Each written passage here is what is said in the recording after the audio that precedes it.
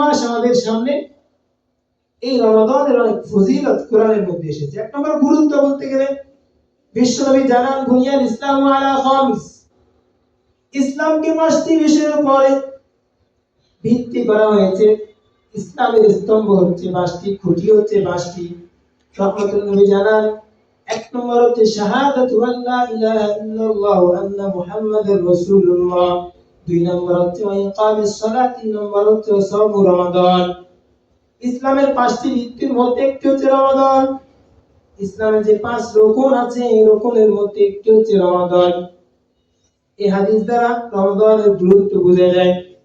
কোরআনে কারীমের মধ্যে আল্লাহ রাব্বুল আলামিন জানান সূরা বাকারা 12 নম্বর 2 পৃষ্ঠা নম্বর 6 আয়াত নম্বর 183, আমার আল্লাহ বলেন ইয়া আইয়ুহাল্লাযীনা আমানু কুতিবা আলাইকুমুস সিয়ামু কামা কুতিবা আলাল্লাযীনা মিন ক্বাবলিকুম লাআল্লাকুম তাত্তাকুন।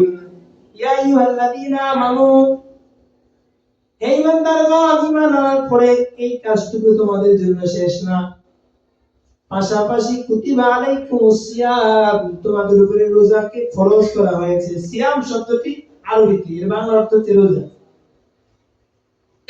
কামা কুতিবা আলাল্লাযীনা মিন ক্বাবলিকুম, আর এটাও জেনে রাখো এই রোজা শুধু তোমাদের উপরে না, এই রোজা তোমাদের পূর্বকার যত উম্মত ছিল তাদের উপরেও ফরজ করা হয়েছে।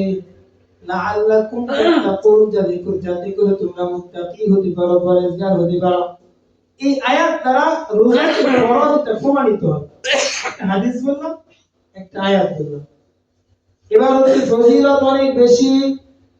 রহমতুল নবী জানিয়ে দেন মান সামা রমাদান ঈমানান ওয়া ইহতিসাবা গুফিরা লাহু মা তাকাদ্দামা মিন যামবি।